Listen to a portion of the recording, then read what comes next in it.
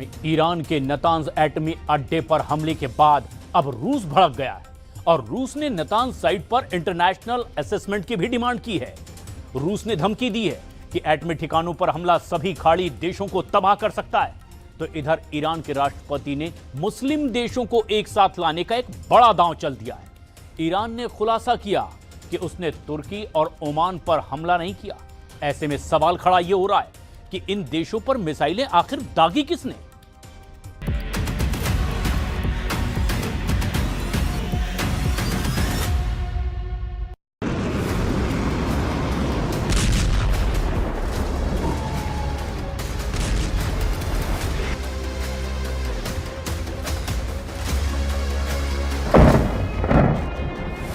Iran का Natanz एटमी अड्डा फिर अमेरिका इजराइल के टारगेट पर आ गया है।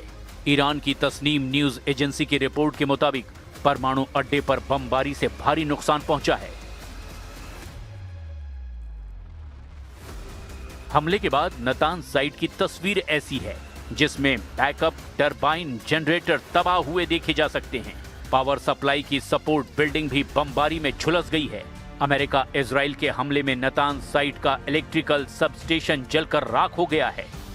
जंगी जेट से ड्रॉप किए गए बमों ने नतांज अड्डे के पायलट फ्यूल प्लांट को भी बर्बाद कर डाला है।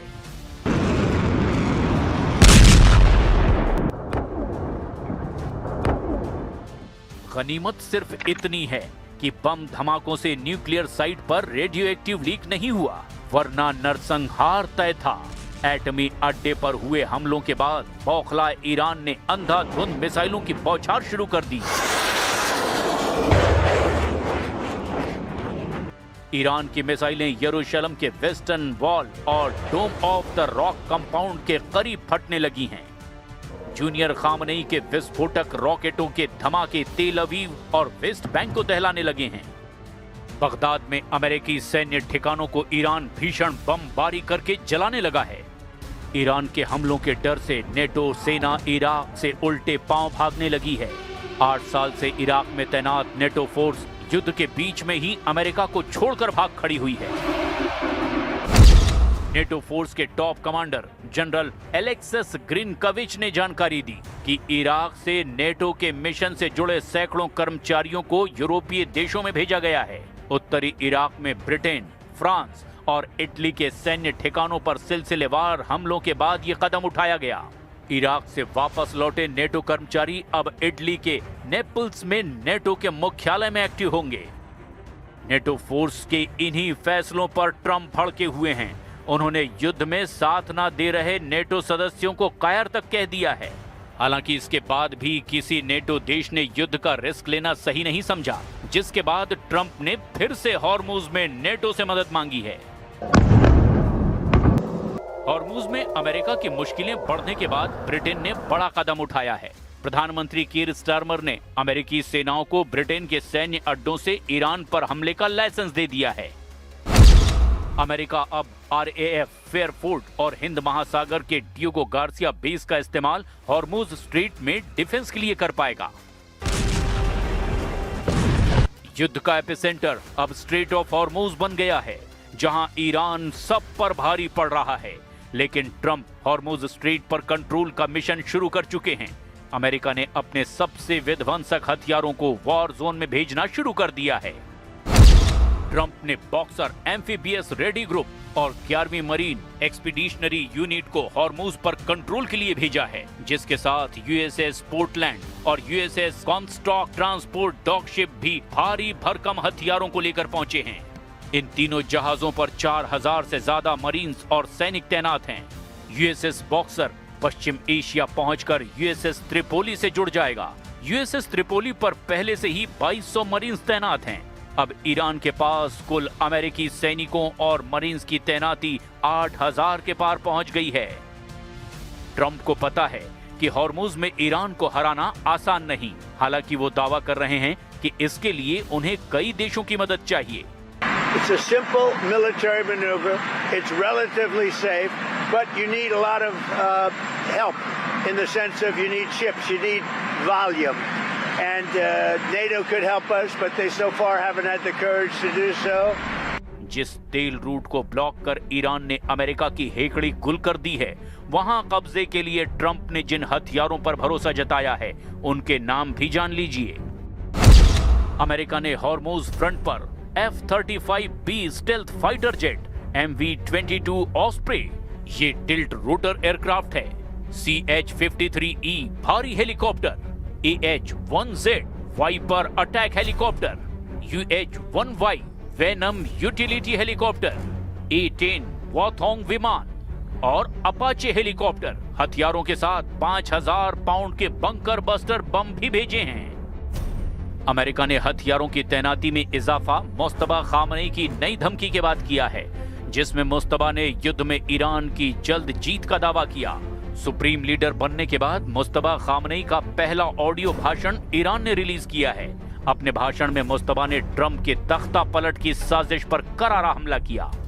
جنگ دوم کودتای دیماه بود که آمریکا و نظام صهیونی به تصور اینکه مردم ایران در اثر مشکلات اقتصادی تحمیل شده نظر دشمن را عملی می‌نمایند، با استفاده از مزدوران خود فجایع بیشماری را رقم زدند. ईरान के सुप्रीम लीडर ने यह भी सफाई दी कि तुर्की और ओमान पर ईरान ने कोई हमला नहीं किया। दोनों देशों पर हुए हमलों को मुस्तबा खामनेई ने दुश्मनों की फूट डालने की साजिश कहा है।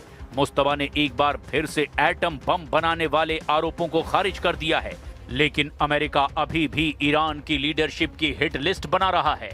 अब जिन लीडर को अमेरिका इजराइल ने टारगेट पर लिया है, उसमें मुस्तबा का नाम टॉप पर है। अमेरिका ने ईरान के 6 टॉप लीडर के सिर पर $1 करोड़ का इनाम रख दिया है।